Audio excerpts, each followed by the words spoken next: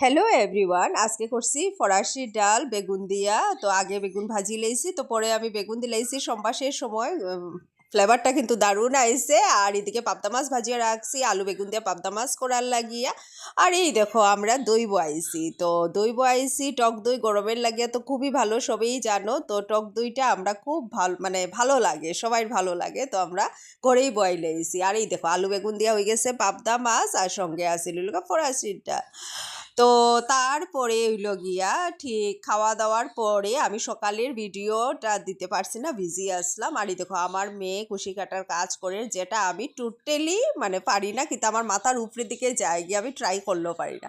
তো তাই খুব সুন্দর সুন্দর মাফলার্স বানাইছে, আর এদিকে ব্যাগও বানাইছে। তো ব্যাগটা আমি দেখি, আর তো খুব সুন্দর। তো আমি আমি জিজ্ঞাইছি কি তা করবে, তো দেখো চেইনও লাগাইছে। আর তাই এখানে একটা খুব সুন্দর বানাইছে, দিতে পারে। আর আরেকটা হার্ট টাইপের খুব সুন্দর। আবার আমি খুলিয়া দেখলাম যে স্পেস কতটুক আছে, মোবাইল রাখা যাইব, টাকা রাখা যাইব।